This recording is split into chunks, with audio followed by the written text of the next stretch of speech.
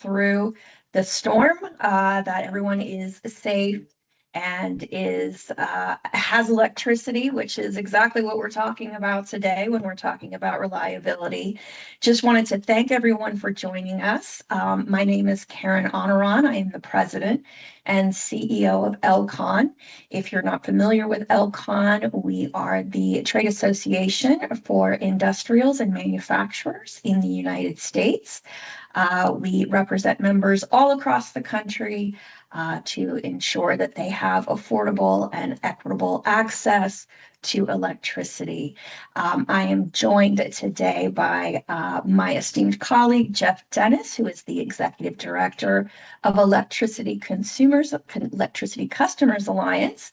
And together, we have welcomed NERC to give us a little introduction on what they are, who they are, what their purpose is, and how to engage with them. So this is the first in a series that we will be conducting to help educate newcomers to the NERC world. And I'll explain that in a little bit of depth, just a little bit. But really, this is an opportunity to really educate ourselves and learn about the opportunities to engage directly with NERC. So this first webinar is the NERC 101. This gives us an overview of who NERC is and why it's important to know who they are and to engage with them. And you'll see the tagline from passive consumption to active engagement or active participation.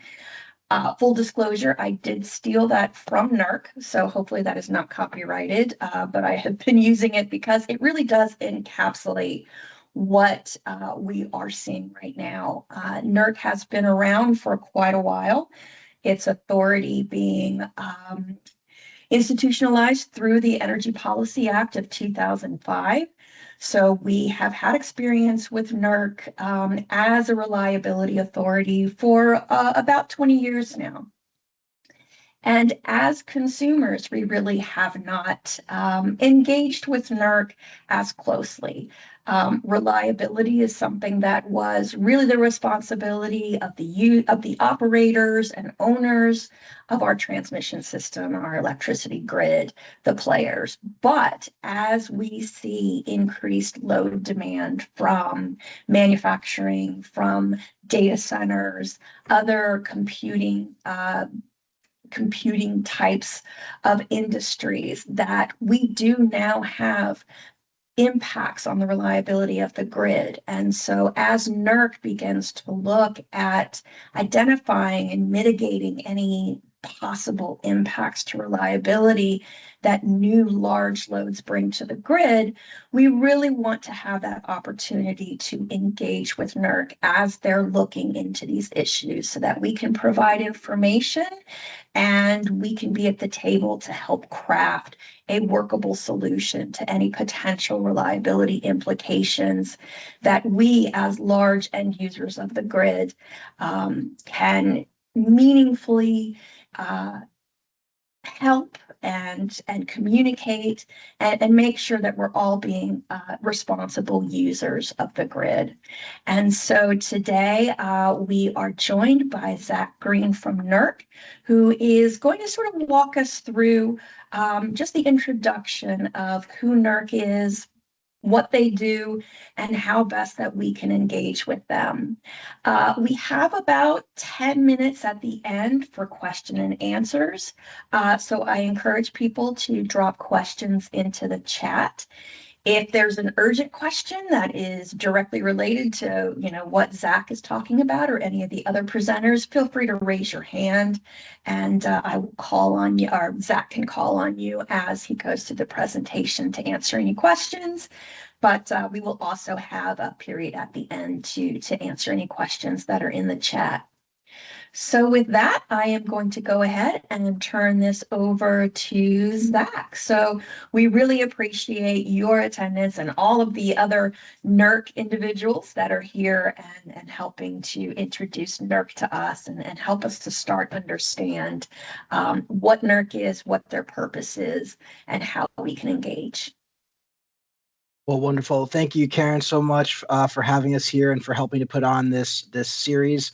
I'm going to share my screen here so we can start kicking things off. Just let me know if you're able to see that or if it's coming through as the presenter mode. It is presenter mode. Yeah, we're in presenter mode. Okay. Okay, great. So my name is Zach Green, and I'm a manager of strategic engagement here at NERC. Again, want to thank Karen and Jeff for having us here today and for helping to put together this quarterly webinar series. It's going to be a great opportunity for folks to learn a little bit more about NERC, ask those questions that they might have had over time, and really just hopefully gain a better understanding of who we are and why we do what we do. So today we're starting with this NERC 101 for large end use customers. We're going to talk about kind of an introduction to NERC, give the history of NERC, how it started, what we do, go into a little bit of a structural overview of NERC, how it's set up and the governance here, and then finally go into more information about membership and what it means to be a member at NERC. So here's a little overview of what we to expect in today's agenda. As Karen mentioned, I am joined by a few of my colleagues who will provide you with a little bit more in-depth understanding here. And then we also are going to hear from Karen and a few other stakeholders who are actively engaging with NERC just to get a sense from their perspective what it looks like. So we'll have an introduction to the Electricity Information Sharing Analysis Center. I'll go over some of the next iterations of this webinar series, and then we'll end with the Q&A. So to dive right in, I think, yep. It's Kristen. I apologize to interrupt you, but I just want to let you know the view that's showing up right now is the one that's showing the next slide. So yeah, perfect. Okay. Yeah, yep, you're good. Presenter mode, I was like, oh, good. It's at the full screen mode. So thank you, Kristen, for jumping in there. So with that, I'll turn to the next slide. So just want to start with the core element here, which is what is NERC's mission? So our mission is to assure the effective and efficient reduction of risk to the reliability and security of the North American bulk power system. So a few key things here to note. We do serve the United States and then also Canada, part of Mexico. So we're responsible here in terms of reducing that risk for about 400 million citizens across the North American system. And again, bulk power system, we're talking about the transmission system. So large scale transmission over 100 kV. The history of NERC is really tied into blackouts associated with the system. So back in 1965, there was a significant blackout, and the utility industry came together and voluntarily formed the National Electric Reliability Council. This was an opportunity to look at how the grid was designed and try to ensure that blackouts like that didn't happen again. Well, as we know, blackouts did continue to occur. We saw another major one in 2003, and it was really arising from that, as Karen mentioned, that the Energy Policy Act of 2005 through Congress created the Electric Reliability Organization to oversee reliability in the United States. In 2006, FERC, the Federal Energy Regulatory Commission, certified NERC as the Electric Reliability Organization. And in the same year, there was memorandums of understanding with Canadian provinces to really, again, broaden this out to not only be the United States, but also Canada. And in 2007, the North American Electric Reliability Council became NERC, as it's known today as the North American Electric Reliability Corporation. And that's when standards became mandatory and enforceable.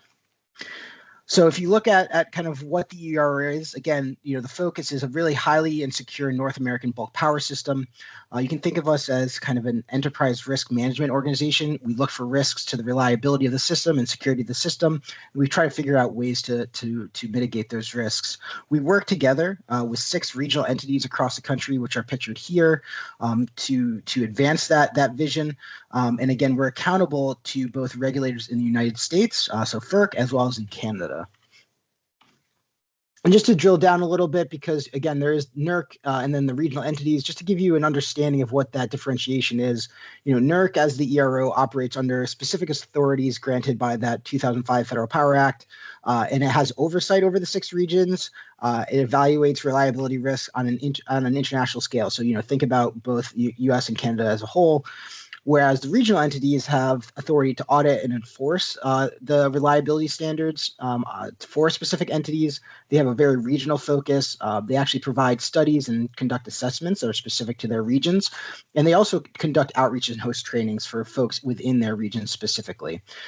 So, kind of that umbrella group that we are at NERC, kind of with a broader scope, as opposed to the regional entities, which have very specific regional boundaries in which they work. So NERC does multiple things when we're thinking through that, again, that idea of being a risk management organization. Our kind of core focus areas are one, mandatory reliability standards. So we propose, monitor the compliance of, and enforce these reliability standards for the North American bulk power system. They're subject to regulatory oversight and approvals of FERC in the US and applicable authorities in Canada. And one thing I want to highlight as we're going through these lists of core activities is that we're actually going to have future sessions that really do a deep dive on some of these concepts. So, the reliability standards themselves are developed with industry. Industry is really the ones leading the drafting teams and developing the standards and voting on them. So things like that, we'll dive into more details as we move forward here. But hopefully giving you a high-level overview here of what to expect. In addition to the reliability standards, we also conduct near and long-term assessments of the reliability and future adequacy of the North American bulk power system. Our long-term reliability assessment actually is coming out this week. It's a great kind of look ahead of what to expect in terms of potential reliability challenges that we might be facing over the next 10 years. In addition, we certify bulk power system operators as having and maintaining the appropriate skills to operate the system. And we maintain situational awareness of events and conditions on the system. So obviously, as Karen mentioned, we experienced a lot of potential. We experienced risks associated with the most recent winter storm. So we were monitoring what was happening and making sure that we tried to maintain reliability across the system in support of that. And then finally, we operate the Electricity Information Sharing and Analysis Center. My colleague Carly will be presenting on that as we move forward in this session. And on the right is just a sampling of a few of NERC's different departments. There's many departments that make up NERC, but these are a few that kind of focus on some of the core elements I have listed here. In our role of trying to better understand and uncover risks and then mitigate those risks, I want to give a snapshot of some of the kind of resources that we have. So we conduct kind of performance analysis, which is, if you think about a retroactive look at what happened on the system over a period of time. So we have our state of reliability report that looks kind of in a backward facing, how was the reliability of the system over a given amount of time. We do event analyses, which look at specific events at a given time on the system and try to better understand what happened in those events. We actually have a few recently published around large loads, specifically data centers and crypto facilities and events that we saw in the system related to those. We also, again, conduct situational awareness, which is in the real time, and then we have a forward-looking work to look at risks that might pop up kind of over the coming years. And so once we uncover those risks and try to better understand them, we have a whole toolkit that we can use to try to mitigate them. And the tools that we deploy are really dependent on several factors, including the potential impact of those risks, the likelihood that they occur, and then the timeline that we have to address them. And so we have a variety of things. Our reliability guidelines provide best practice guidance to stakeholders. We have NERC alerts at various levels that either provide information or make requests of entities to provide information to us. We do our reliability assessments, which again kind of gives us that understanding of opportunities for mitigation. And then the most robust but also time-consuming piece are our reliability standards, which again are required and are mandatory and then enforceable. So that just gives you kind of a snapshot of what to expect from NERC as a whole. And with that, I'm going to turn it over to my colleague, Kristen Iwanechko, to provide a little bit more detail on NERC governance and membership. All right, thank you, Zach, and hi, everybody. My name is Kristen Iwanechko. I am the Director of NERC Membership Engagement, and really excited to be here and glad to provide some context around the governance structure at NERC, how stakeholders are involved, and then in particular focus a little bit on NERC membership and what that is. So go to the next slide. I wanted to start just by providing an overview of the overall NERC governance structure. We are governed by an independent board of trustees. Our board of trustees has representation from the United States and Canada. There are 11 total members 10 of which are independent trustees, and then our NERC's president and CEO. So in this top blue bar here, you see the NERC Board of Trustees focused on NERC governance and oversight, and they do have several board committees that assist the board in performing its responsibilities, things like a Finance and Audit Committee, Corporate Governance and Human Resources Committee, and several others. So when you go down to the light blue bar in the middle, that's showing NERC's management and staff. Zach talked a little bit about the different program areas that we have, and NERC management and staff really manage the operations of the organization and work collaboratively with stakeholders, very much so with a set of standing committees you see on the bottom gray bar there. So these standing committees are committees that are made up of stakeholders. They provide subject matter input, and they report directly to our board, and ultimately the members of the committees are appointed by our board, but they are a really important part of our overall model and really making sure we're getting subject matter input in various efforts that we have going on. If you look over on the top right, that is our Member Representatives Committee. And that's off to the side there because it is a stakeholder committee, but it is not one that reports directly to the board. The members of that committee are not appointed by the board. Rather, their primary role, so first of all, the Member Representatives Committee is a set of stakeholders that are there to represent NERC members. And the primary role of the MRC is really three things. One, they elect the NERC Board of Trustees. Two, they approve any amendments to NERC's bylaws. And then three, they provide advice and recommendations to our board on various matters that are really pertinent to the operations of NERC. And so they're off to the side there a little bit, primarily because they're not directly reporting to the board, and their members don't get appointed to the board.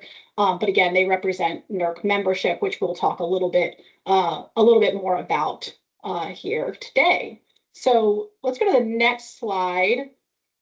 So this slide, we often get a lot of questions about the different ways that stakeholders participate in NERC activities. I'm going to start from the bottom up and go a little bit backwards here because I do want to focus a bit more on membership. So starting from the bottom with the NERC Compliance Registry, that is a mandatory avenue for entities. So entities that have responsibilities for complying with NERC's mandatory enforceable standards are required to register with NERC. Then going up from there, we get a lot of confusion in particular between membership and the registered ballot body. So the registered ballot, and both of those are voluntary ways for stakeholders to participate and engage with NERC.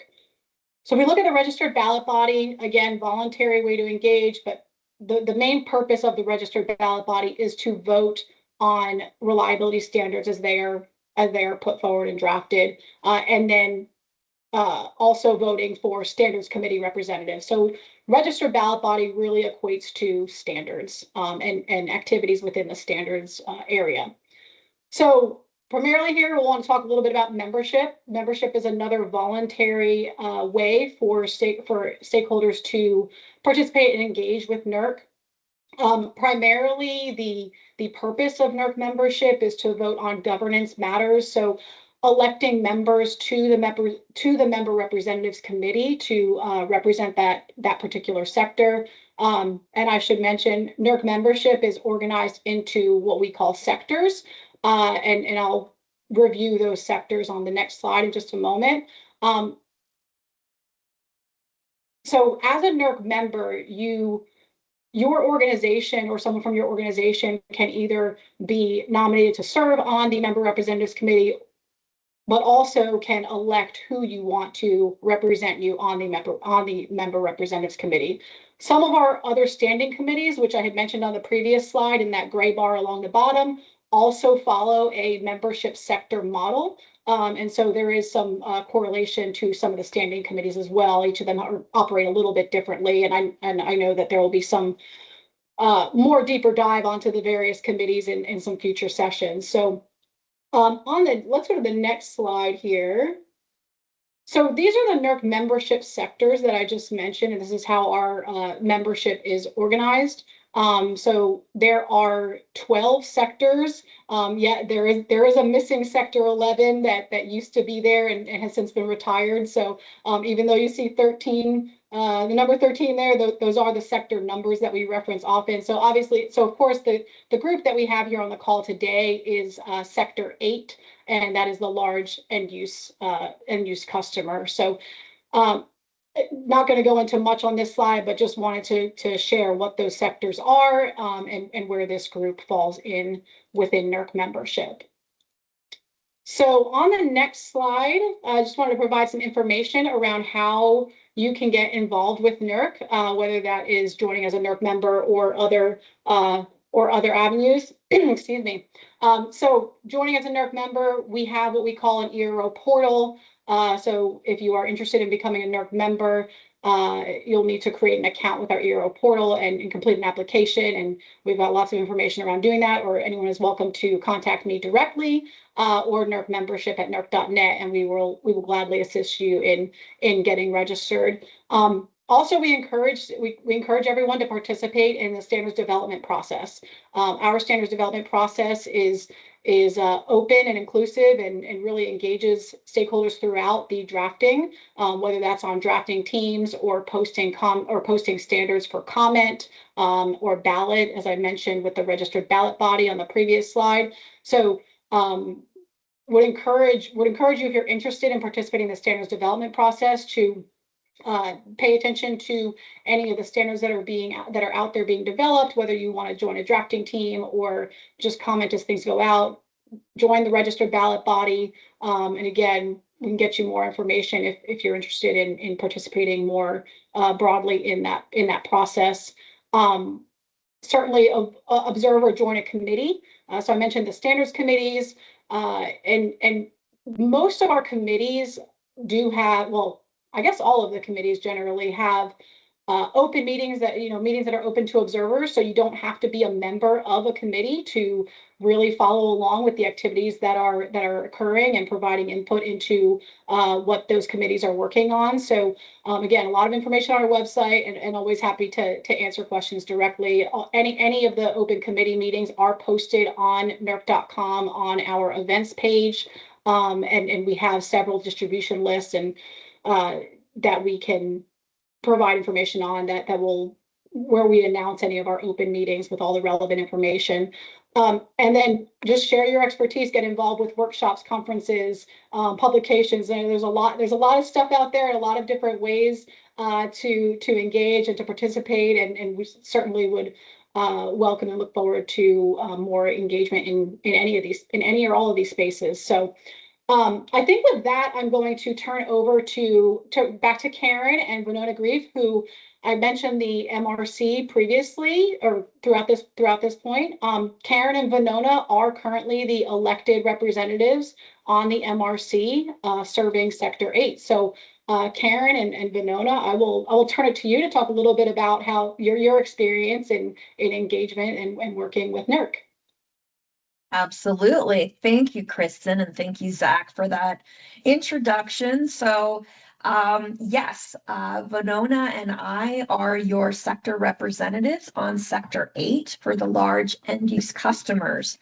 Right now, we only have 7 members that have registered as a member. This is not a registration as someone that has to comply with NERC standards. This is just to engage with NERC in its process.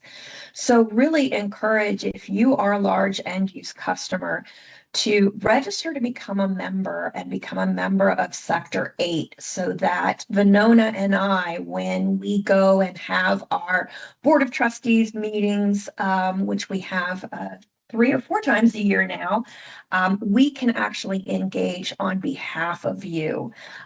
If we don't have the opportunity to chat with you or get your feedback, we're really kind of hindered into how in depth we can go into several issues.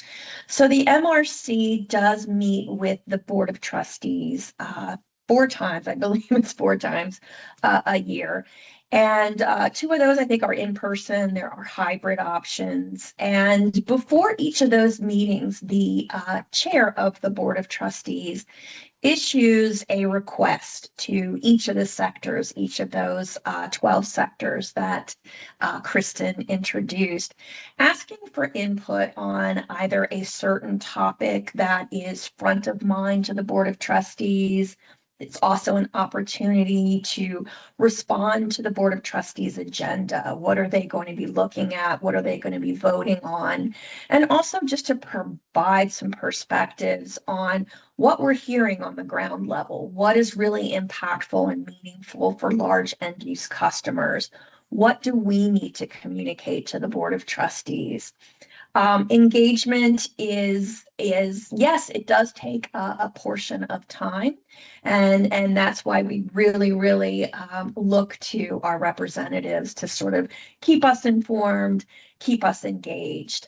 So that's a very important part of being part of the MRC. I have been on the MRC now for I think 2 years. And it's a great opportunity to really engage with other sectors across the industry. So we can talk to our Canadian neighbors, we can talk to our generators, we can talk to our transmission owners. It's really an opportunity to really get a broad perspective on some of the reliability issues that we're seeing on the ground, and really helps us shape where NERC is focusing their attention.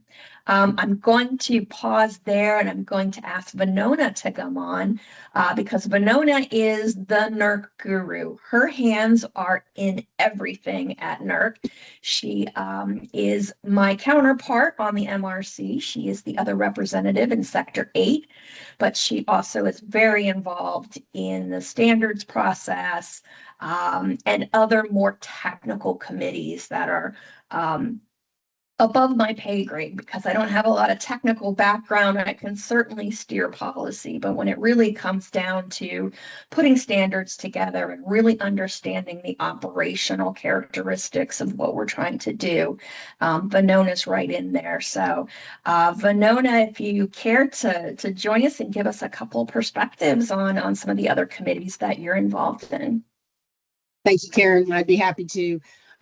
Yes, as Karen mentioned, I do sit on multiple committees, NERC specific committees that as a large consumer sometimes don't on the surface necessarily feel like there's an immediate impact.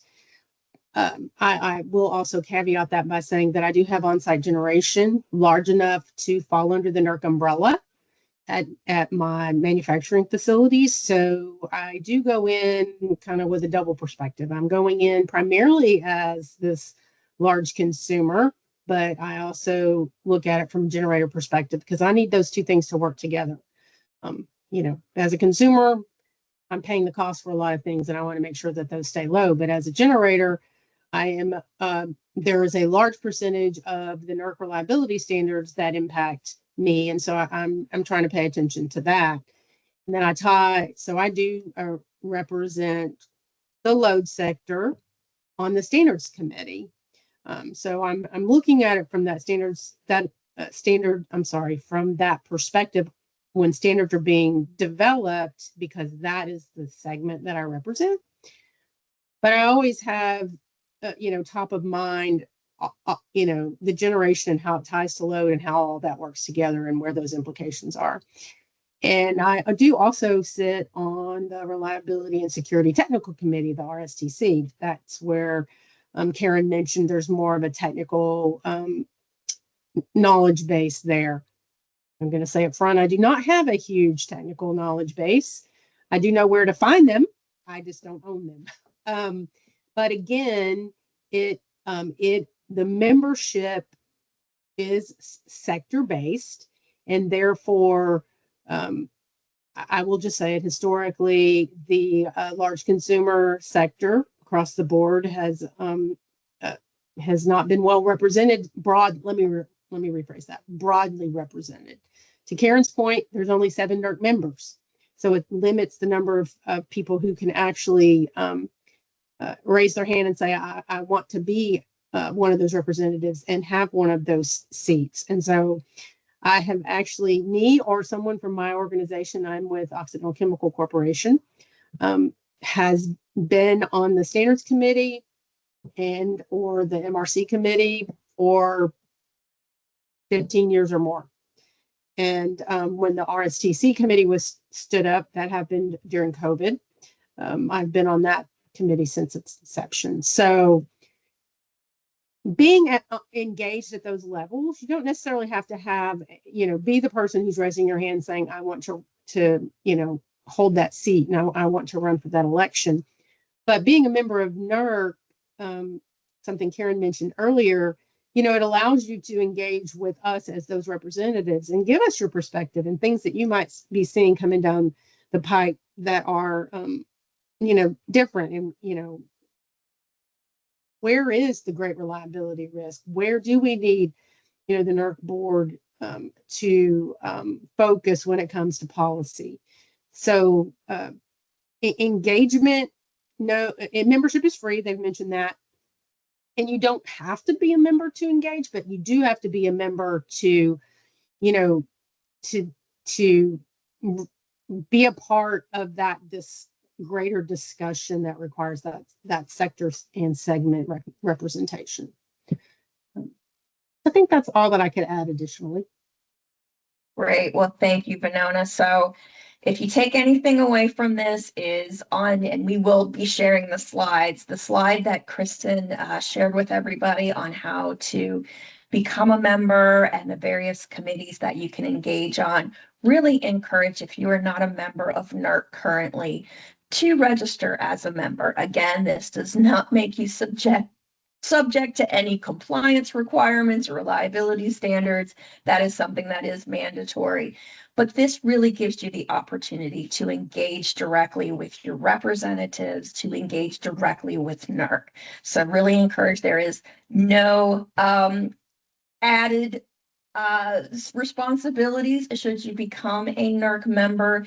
It really is just an opportunity to engage, and it really gives Venona and I a pool of people that we know we can reach out to really understand the issues on the ground, so that we can, as your MRC representatives, really give our attention to the board and make them understand as consumers what really impacts us and what we need NERC to do for us. So again, really encourage that. And if you have questions about membership, feel free to reach out to Kristen, or you can reach out to me or Venona directly. So with that, I'm going to turn it back over to Zach, because we still have some things to cover, and we still have a lot in the series, which will go a little bit more in depth into really how to engage. Again, we're just doing the high level overview. So with that, I'm going to turn it back to Zach. Thanks, Karen. Yeah, and a lot to come here, especially on the committee piece. I know, you both talked about that a bit, and we'll have a deep dive really on what each of those committees is, what they focus on, and the best opportunities to get involved. I will say, it seems like there's always elections going on. There's currently a standards committee nomination period going on. And, so if you want to be part of that, as Venona is, an opportunity there that's currently ongoing. And just one piece of clarification, we do have 3 Board of Trustees meetings now moving forward, but that is a brand new kind of cadence that started this year with all in person and but with call-in options to listen in. But want to move on to the next part of the discussion here, which is an introduction to the Electricity Information Sharing and Analysis Center, or the EISAC. So I'm going to share my screen here. Hopefully I can do this correctly this time. And I'm going to turn it over to my colleague, Carly. Awesome. Thank you. And we can hop right to the next slide. Thank you so much, Zach. And thanks so much for having me here today. Karen, Zach, and Kristen, really appreciate the time to sort of chat with you all and give you a really high-level overview of the EISAC. I'll start with me. I'm Carly Sapola, Senior Partnerships and Engagement Coordinator at the EISAC. I actually live in Michigan. While we're based in DC, our whole workforce is actually remote. While some folks are in the DC area, some folks are also all around the country. So I've been with the EISAC now for over 3 years, and I support a lot of our strategic partnerships with electricity sector, trade and industry associations, as well as lead some of the coordination and engagement efforts with the renewable energy sector. So today I'll just be providing a really, again, high-level overview of the EISAC. As Zach said, we are the Electricity Information Sharing and Analysis Center. I'll also be touching more on the exact relationship between the EISAC and NERC here in a later slide, but just want to first share that we are the Electricity ISAC. We're an ISAC specific to the electricity sector, but there's also an ISAC, if you didn't know, for a lot of the other critical infrastructure sectors as well. So the auto ISAC exists, there's hospitality, there's health, there's aviation. So sort of each critical sector has sort of their own ISAC. So highly recommend also learning about those other ISACs if you feel like you are in a community where that sort of relates a little bit more than what electricity sector is. But with that, we can go ahead and hop to the next slide. And I just want to share here just from some of the basics around information sharing. We do follow CISA's Traffic Light Protocol, or TLP, as we call it for short. We love our acronyms for sharing information. All of the slides that I'm doing and presenting today are TLP clear, which means that they are available to the public and you can share this information without any restriction. So next slide, please. We'll start off here with just, who we are and what we do. So the Electricity Information Sharing and Analysis Center, we're a membership-based information sharing community. So we serve as the trusted source and central hub for information sharing and quality analysis, dedicated to cyber and physical security. So anything that's coming in related to the electricity sector, if it's like a malware attack or ransomware, or even just something as simple as phishing, we get that information either from our communities, from our different members and partners, from government, and we make sure we have all that information on our portal, which is our central hub, and our members are aware of what's going on in the sector so that they can accurately take care of whatever that issue might be, or if they're experiencing that ransomware, they're getting that information out. Who is the group that's doing this? What areas are they targeting? Anything like that. So again, that's sort of our main bread and butter, is that information sharing. Our mission is to reduce cyber and physical security risk for electricity industry asset owner and operators across the US, Canada, and parts of Mexico. So we do serve the entire North American sort of continent here. And we do that through unique insights, leadership, and collaboration. So that's our main mission. And again, that sort of bread and butter there is our information sharing. So we can hop to the next slide. And I know we saw this map earlier as well. So this is the same map that EISAC works off of. So again, we have our members and partners, and we're a membership-based information sharing community. So those members are going to be those asset owners and operators. Anyone who's generating or transmitting anything on the grid, those are sort of our members. And we also have our partners. So we work together to share information 24/7, 365. We have a 24/7 watch operations team to, again, reduce that cyber and physical security risk across North America. One of the greatest benefits of serving the North American power grid is that we're one of the only organizations that has insight into really what's taking place from Boston to Vancouver, all the way down to San Antonio, and using that information to, again, provide those unique insights to the entire electricity industry on those emerging threats and trends. We grow our community every day with new members and partners and look forward to growing our community and strengthening the grid together. With that, we can hop to the next slide. So here's a nice visual, sort of lays out a little bit more about who our partners are. So again, our members are going to be those electricity asset owners and operators, anyone who's connected to the grid, again, generating, transmitting power. But we also have really, really important partners. So we work closely with industry, We have cross-sector partners. So list here at the top, we have our vendor affiliate program partners. So these are original equipment manufacturers. These are, our Siemens, our Schneider. And then we also have our cyber and physical security solution providers. So, we've got Google Cloud here. We've got Microsoft Security, Cyware. So these are just some of our vendor affiliate program partners that we really work with and depend on to share insights from that vendor perspective. You'll also see here we work really closely with the U.S. government, DHS, DOE, CISA, really getting granular there in the government and working with those folks that are really going to bring in those really important perspectives from the security standpoint within the government, as well as our trade associations. We work really closely with public power, with rural co-ops, with the bigger IOUs. So little taste there, as well as Canadian government partners and the Electricity Canada group. We work really, really closely, have very close relationships with our Canadian partners and members as well.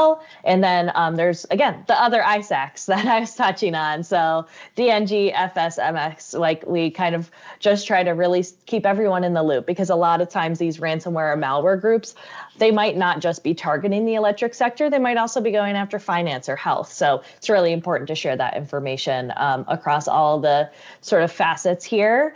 And these partnerships are just so important to our community and being able to work together and stay up to date. So our goal is just really to encourage this information sharing to reduce risk to the industry. So with that, we can hop to the next slide. So on top of the bread and butter of information sharing, we also have additional membership offerings.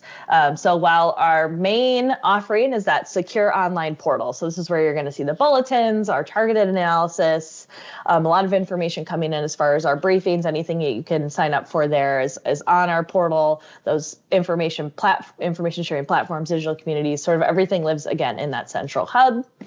But we also do have some other offerings. Before I get to that, I just want to share sort of how our team works with the portal to get some of this information.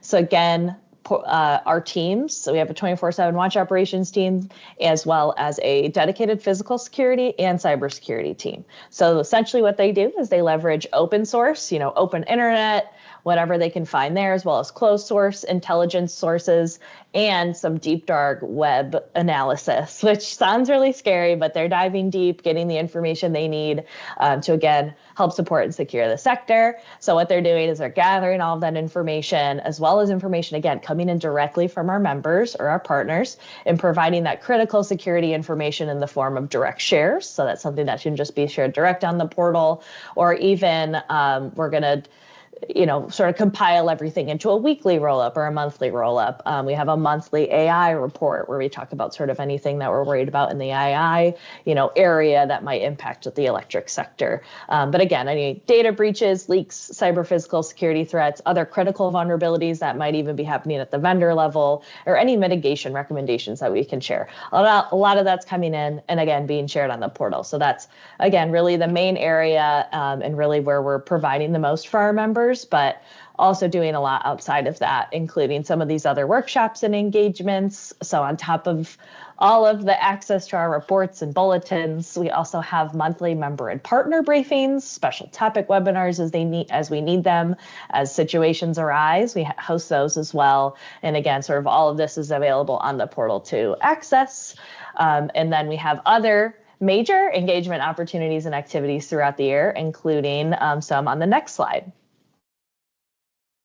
So our big events here are larger engagement opportunities. We do host, for those of you who don't know, we have GridSecCon. It's the EISAC's annual conference and premier security event for the North American electricity industry. It's co-hosted annually by NERC, the EISAC, and a regional partner. So we sort of move around the regions every year, which is fun. So we're never in the same place. We get to kind of move around.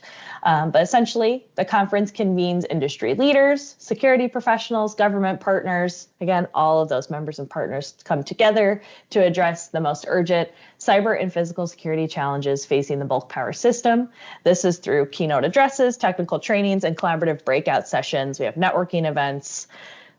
And essentially what we're doing is going to come together and strengthen information sharing, advancing operational readiness, and building those trusted partnerships across the sector.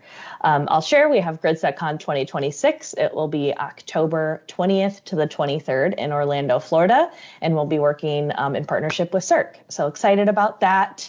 And then here we have GridX. It's the largest grid security exercise in North America, hosted by the EISEC every 2 years. We just had GridX 8 last year in 2025. So it is an off year this year, but with the off year comes really great content and lessons learned from GridX. So really excited to have that be coming out soon. Keep an eye out on the website for that.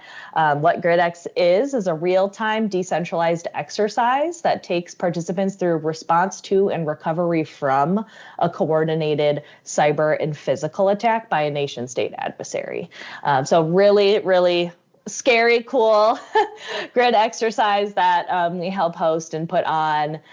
So while GridX is not open to the public, it's available for EISEC members and partners to register for, and our lessons learned report, which will be coming out here in the next month or two, is open to the public. So be pretty cool to read that and learn about it. And I'll note GridSecCon is open to the public. So that's something you can always register for and attend regardless of EISEC membership. And with that, we'll go to my next slide. So this is, again, I wanted to talk about sort of more of the relationship between NERC and the EISEC. While the EISEC is operated by NERC, we are organizationally isolated and follow a very strict code of conduct. We're isolated from NERC's compliance and enforcement processes. So this is where what happens in the EISEC stays within the EISEC. We want to make sure, again, it's a safe place to share information about vulnerabilities, mitigations that you're taking for anything that you're seeing in the industry. So again, we want to be that safe place. We are that safe place for our members and partners. And then again, there's folks on this call who aren't necessarily in the electricity sector. So a reminder that there are other ISACs for other critical infrastructure. So if you're, within the auto sector, be sure to join the auto ISAC.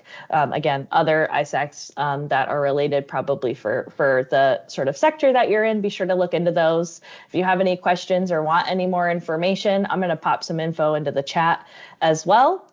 But I also want to share, if you do feel like you qualify for EISEC membership or just want to see if you do, please feel free to go to our website. You can apply for a portal account. Just heads up, we do follow a very strict vetting process, so it might take some time to review and validate that application, but we do, recommend applying for membership access so you get access to all the great information. And yeah, I'll put my info in the chat, like I said, but really appreciate your time, and I'll hand it back over to Zach. Thank you so much, Carly. Well, I'm glad that, Carly, you were able to provide that really thorough introduction to the EISAC and all the engagement opportunities that you provide. So with that, we're going to turn just to look ahead. Again, as Karen mentioned at the outset, this is a quarterly webinar series that we're putting together. So just want to give a flavor of what's to come. So in Q2, we're going to be doing a deep dive on standards, looking at what standards are, how they're developed, opportunities to become engaged in that process. We mentioned, Kristen mentioned, the opportunity to actually support the drafting of standards, commenting on draft standards, as well as voting on them, the ballot process. So we'll get into more depth on that in Q2, and we'll also share a little bit more around compliance and kind of what that looks like. In Q3, we're going to be focusing on our reliability assessments and as well as our performance analysis group. So this will look at our seasonal assessments and our long-term assessments and talk a little bit about how those are developed, what opportunities there are for stakeholders to be engaged in those processes, especially because we're actually going to be modernizing those assessments in the coming years. So there's going to be a lot more interaction between stakeholders and the folks that are developing those reports and the data. And then we'll also take some time during that session to introduce our engineering team. So we have a really robust engineering team here at NERC that is responsible for helping to advance the work that we do and be the technical backbone of what we focus on. So we'll just give you an overview of who they are, kind of some of the areas that they work in, and what roles they play here at NERC, so you can become more familiar with them. And then the final session in Q4, we'll focus on the standing committees and the member representatives committee that we discussed today. So we'll look at the standards committee and the the reliability and security technical committee to make sure that folks understand what those committees are, understand how they can become involved, whether it's becoming a member of those committees or just an observer. And then we'll also provide an overview of the NERC Board of Trustees. How is the board formed? What powers does it have? And again, what potential engagement pathways exist there? And Karen mentioned one of those previously. So we'll go through this series hopefully over the next 3 quarters here, and we'll take feedback too. If folks have additional things that they want to hear about, please let us know. This is an opportunity to really help to form the remainder of this series. So if you have any suggestions, please reach out to Karen, to Venona, to Jeff, to myself to give us any recommendations about anything that you want to hear about that might not be explicitly covered in these sessions. But with that, I will turn it back to Karen, and we can open it up for any questions that folks might have. Well, wonderful. Thank you so much, Zach and Carly and Kristen, for all your perspectives and the information. I know this was a lot. And again, we will be sharing slides, and we will also have this recording available for attendees. It will also be posted on ELCON's YouTube page. If you didn't even know that we had a YouTube page, there might be a video or two there, and it will probably also be available on NERC and their video webinars as well. So with that, again, if you have questions, please raise your hand or put it in the chat, and we will be glad to start answering that. So to start us off, Lee Morris, do you have a question? Go ahead. I do. Thank you very much, Karen. And I wanted to extend our thanks. I'm with Valero Energy, calling in, believe it or not, from the land of negative real-time prices this afternoon in ERCOT, incredibly. But we have a couple of areas that we'd like to explore further that may not totally be on topic with the presentation, but stemmed out of a couple of the items that you covered in the presentation. And that is, one of them is an event analysis. And we were impacted by the May 25th, 2025 blackout that occurred around the New Orleans area. Have heard that NERC may be studying that. I think we would like to find out what is the series of tasks, what is the purpose of the analysis that you do, and what do the deliverables look like, including what sort of deliverables will we be able to look at, because we're being challenged by our management to find out what happened there and to help us possibly work more effectively with our utility in the future to make sure that these kind of events don't occur. So that is one question that we are wondering about. And the second one was, we wanted to at some point hear a little bit more about what does it mean to register as a load. The background to that question is that we are watching the large load task force that is going on, and it seems that there is this principle of, or this concept of registration as a load, and we don't know what that means and how that can impact the organization and the assets that might be involved in that. So those are our questions. Thank you very much. Well, thank you so much, Lee. Really appreciate those questions. For the event analysis piece, I'm happy to follow up with our team in that department and see kind of what they're working on and what information they can share around any events that have occurred. I can tell you that, as an example of what a deliverable might look like, we do have several briefings basically on our website that kind of go through the event, describe what happened. Those are kind of shorter form written deliverables, and I can point you to the page where those exist. But I'll circle back with our team and see what might be being developed for the specific instance that you're discussing, if anything. And then for the piece on the registration of loads. So that is something that is currently being looked at. Currently, loads are not registered. As Kristen mentioned, the registry is only for entities that have to follow standards. And right now, loads, there are no specific standards that are associated with loads themselves. And so, the whole point of the Large Loads Task Force, or part of it, is to, really understand what risks are being posed by emerging large loads to the system. As an outgrowth of that, and as a, kind of as that task force moves forward and develops their deliverables. They have a few white papers, one white paper that's already released, and another that's coming out. The second that's coming out is really focused on what gaps exist that could potentially address any risks that we're seeing. Registration is one of the potential items on that list. But again, there is nothing to necessarily do right now because registration isn't a thing for loads yet. And so what I would say is, when you're thinking about engagement and trying to better understand what registration might be, really get engaged with that large loads task force. I think it's a really important venue for folks to be, involved in. By being involved there, we mentioned what are engagement opportunities. Well, you can comment on white papers. You can provide feedback on things like, oh, is registration a gap that actually exists or that might serve as a mitigating tactic? There might be specific standards or a broad kind of, understanding of potential standards that might be applicable to load that could be covered in that. Another opportunity for large loads and end use customers to be part of the process of thinking through what those standards could be from the very initial stage, even before it goes into the actual standard development process itself. So what I would say is that's, again, a very kind of new and emerging area of discussion. There really isn't anything yet there to focus on for your organization other than get involved now to help shape that discussion now, so that once we move further down that road and registration is discussed further, that you can have a voice in that discussion. Kristen, or I don't know if you have anything to add. Sorry, Karen. No, that's okay. I wanted to add Lee and to others on the call.